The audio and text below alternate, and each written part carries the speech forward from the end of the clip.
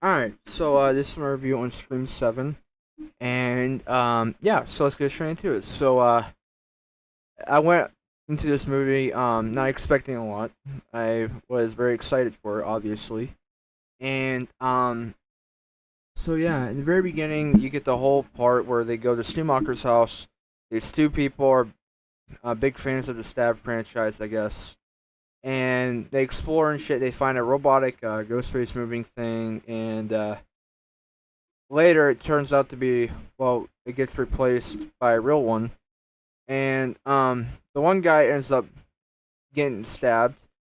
I don't know, I don't forget how, but I know he does. Then there's a whole part where the girl's fighting Ghostface on the top of the staircase, and Ghostface falls onto the floor, and then as soon as the girl goes to jump, Ghostface turns around and holds his knife out and stabs her, and then kills her altogether. Well, before he does that, he ends up burning down the house. Then after that, you get you get where this whole part where you meet Tatum and Sidney Prescott. Yeah, yeah, yeah. They have this husband. Well, she has this husband, and the um, there's this whole part where it's a play, which reminds me of Scream 2 because the Scream 2 had a play and stuff. If you know what I'm talking about.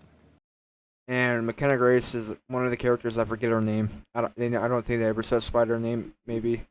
Um, yeah, this whole part where she's swinging back and forth, and as soon as she gets close to Ghostface, he ends up gutting her, and her organs and shit fall out, which is nasty. Then I think after that, you get this whole part where a Ghostface killer breaks into Sydney and them's house, and Sydney really fucks up the killer a lot, and her husband ends up tackling him on the fucking lawn, and then he ends up throwing Ghostface onto the fucking street, and Ghostface ends up getting hit by Gail Weathers, and you see Mindy and Chad, since you get to see them for the first time in a while. And I don't really care for the characters. I really don't care. Gail barely does shit in this movie. Same thing with that. Mostly Tatum does a lot, and Sydney does a lot. Um, in this whole part where they're in this like place. I don't know what you call it. I don't know what you call it. It's like a pizza parlor or something. And um, next thing you know, shit ends up happening. One guy ends up getting stabbed to death. Well, before that, a girl ends up getting stabbed by glass, and then another guy. Well, Mandy and Chad end up getting stabbed too. And then after that, one guy ends up getting put onto the drink dispenser thing with his like head and like all the way down.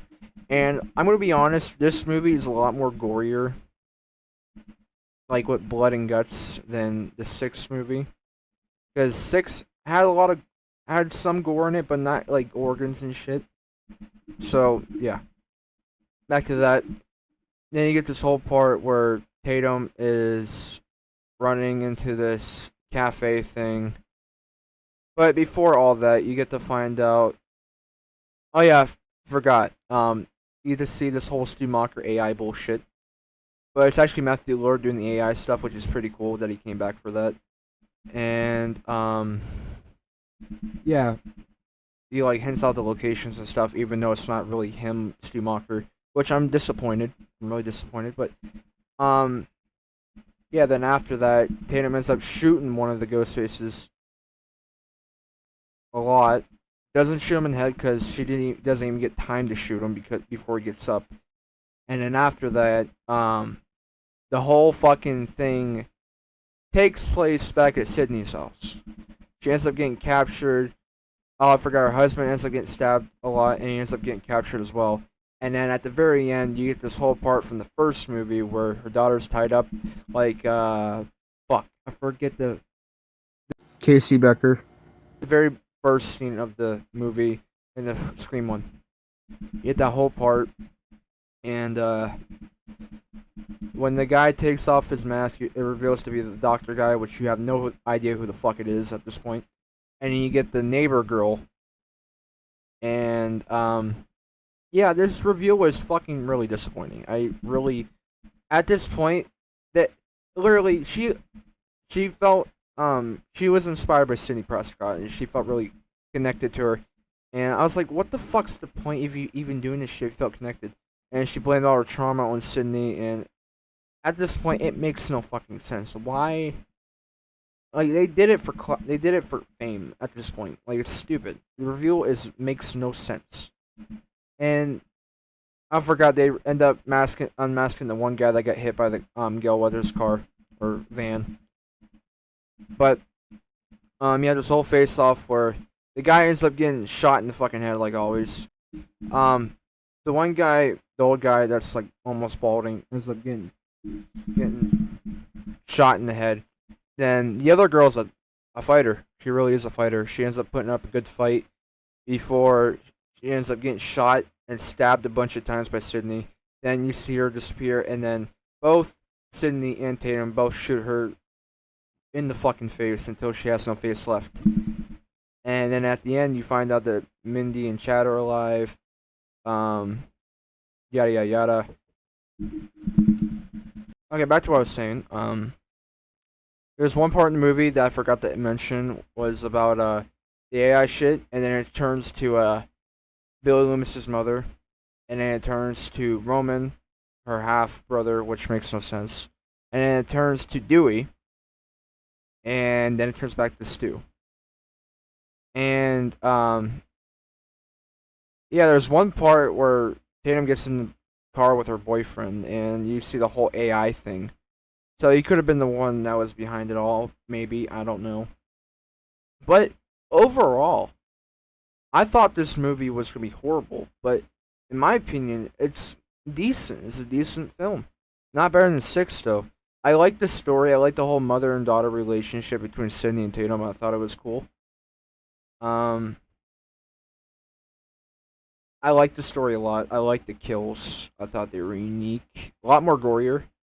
I like the more gore, the more better, in my opinion. Um, but other than that, the reveal was horrible. I did not like it. Not better than Six's reveal, in my opinion. And if you don't like Six, that's cool. That's cool. I mean, I see a lot of people boycotting Scream 7 and 6. Hey, why would you? Like, I'm just saying, like at this point, what's the point of making fun of another movie? Enjoy what you enjoy, okay? If you don't like certain actors being in movies that the certain actors that you liked were previously in, then just voice your opinion. But I don't know. But if I had to give this movie a rating, I give it a 6. I give it a 6. No, I give it a 7. I'll be fair. 7 out of 10. It's way better than Scream 4, Scream 3, 2, but not better than 5 and 6 or 1. So if I had to rank them, I'd probably go Scream 1, 5, well 6, 5, 7, then 2, 3, and 4. Probably like that category. But overall, that's pretty much about it. And also another thing I wanted to mention is that Sydney and her daughter, their relationship reminds me of in Halloween Ends, Laurie Strode and Allison's relationship. How she's very protective. And yeah, I think that's all I wanted to mention. But yeah, that's pretty much about it. Until Scream 8, I guess.